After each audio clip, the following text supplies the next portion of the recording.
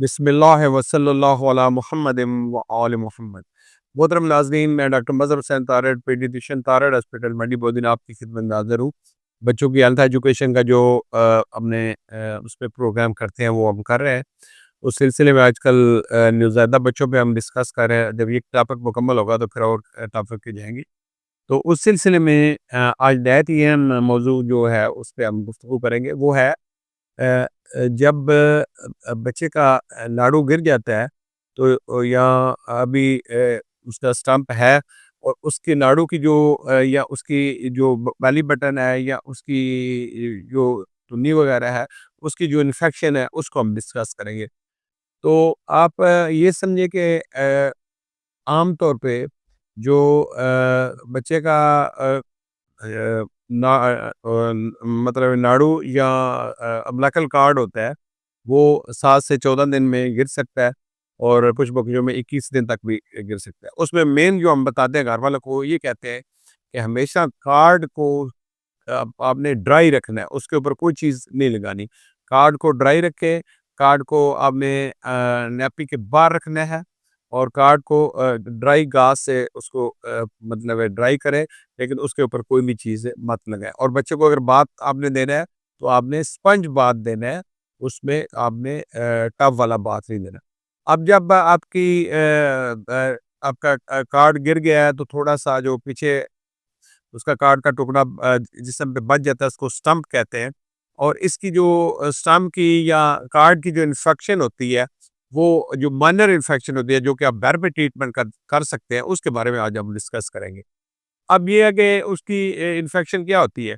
या तो आपकी जो वहाँ से मतलब क्लोडिस डिस्चार्ज आ रहा है, यानी कि जो वहाँ से पीप आ रही है या जो सेक्रेशन आ रही है। नॉर्मली जो कार्ड से या बेली बटन से जो सेक्रेशन आती है वो बिल्कुल साफ और क्लियर होती है। वो नॉर्मल थोड़ी सी सेक्रेशन आना वो नॉर्मल चीज़ है, वो बीमारी नहीं है। लेकिन अगर आपकी बेली बटन या आपकी नाड़ू से जो सेक्रेशन आ रही है वो क्लोडी है, यानी वो गंदी है और जैसे पीप होती है इस तरह की है, तो वो उसको हम कहते हैं कि वो इन्फेक्शन की अलामत है।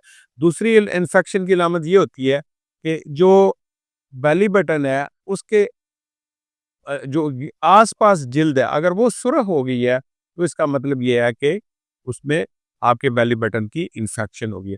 और ये जो है इसको हम कहते हैं कि ये सीरियस भी हो सकती है, तो इसमें आपने इसका ख्याल रखना है। ये तकरीबन जो इन्फेक्शन होती है 1 से 200 तकरीबन 200 में से 1 बच्चे को हो सकती है।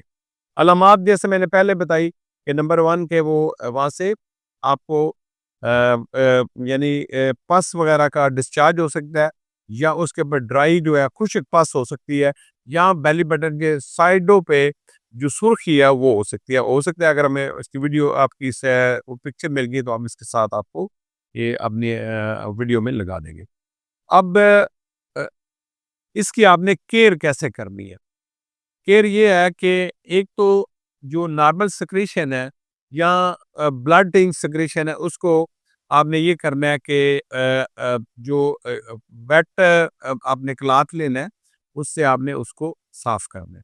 अगर वो आपकी सेक्रेशन जो होती हैं, जो क्लौडी हैं, वो अगर साफ नहीं हुई तो उसके बाद फिर आप उसके ऊपर एंटीबायोटिक आप अपना लगा लेंगे ऑइंटमेंट। पहले जब अगर आपकी नेवल जो है या आपका बेली बटन क्लीन है, तो उसकी कैसे केयर करनी है? उसकी केयर ये करनी है कि उसमें आपने दिन में 1 से 2 दफ़ा उसको ड्राई कर दें और ड्राई करने के लिए अगर उसमें थोड़ी-सी पस आ रही है, तो फिर आप या तो वेट अपनी कॉटन स्वैब जो होता है, वो ले लें या आप वेट क्लॉथ ले लें और नीम गर्म पानी में उसको डिप करके उसको साफ कर लें। और अगर ड्राई सेक्रेशन है उसको भी आपने इसी तरह साफ करना है। लेकिन याद रखिए कि आपने जब साफ करना है तो वो बड़ा नरम तरीके से साफ करना है ताकि नीचे से ब्लीडिंग ना हो।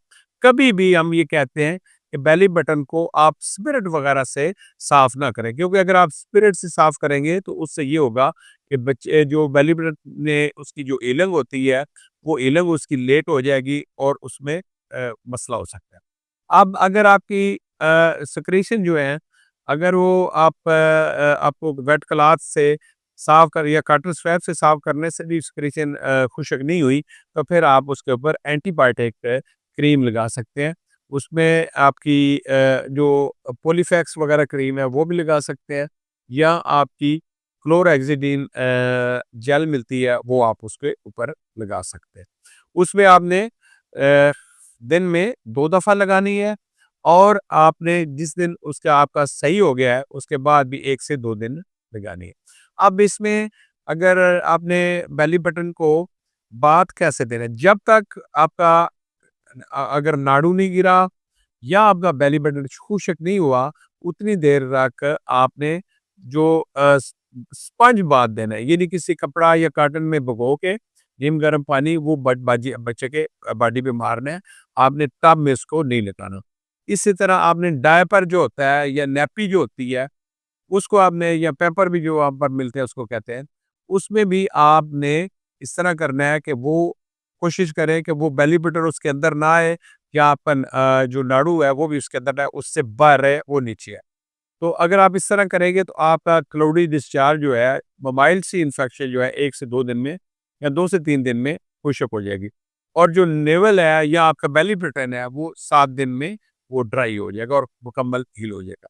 अब आपने डॉक्टर को कैसे कब कॉल करना है? अगर जो आपकी बेली बटन या उसकी धुन्नी जो आपको उसको वही बोलते हैं, उसके जो रोड पे साइडों पे अगर रेड जो है सुर्ख उसकी सोजिश हो गई है, और या उसकी सुर्ख सोजिश की लाइन बन गई है, या जो है बेली बटन की सारी साइडों पे वो जगह सुर्ख हो गई है, फिर आपने डॉक्टर को कॉल करना है।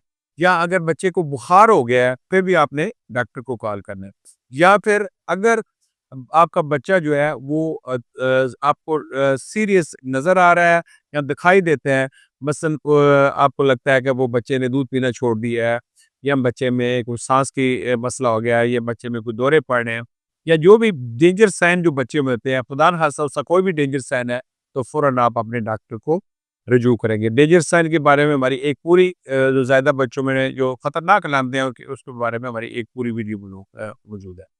उम्मीद है हमारी ये जो काविश है आपको पसंद आएगी, और आपसे हमेशा जैसे मेरी रिक्वेस्ट होती है, क्योंकि ये आपका अपना चैनल है और ये बिल्कुल प्योर एक हमारी एजुकेशनल एक्टिविटी है, इसमें किसी किस्म की कोई कमर्शियल इन्वायरमेंट नहीं है, तो आपसे इल्तमास है कि हमारे चैनल को सब्सक्राइब करें। आपने खुद देखना भी है, पूरी वीडियो को एंड तक देखें, फिर इसको सब्सक्राइब करें, और आगे लोगों में इसको फॉरवर्ड और शेयर करें, ताकि ज़्यादा से ज़्यादा लोग बच्चों की सेहत के मसाइल के बारे में उनको आगाही हो सके। शुक्रिया।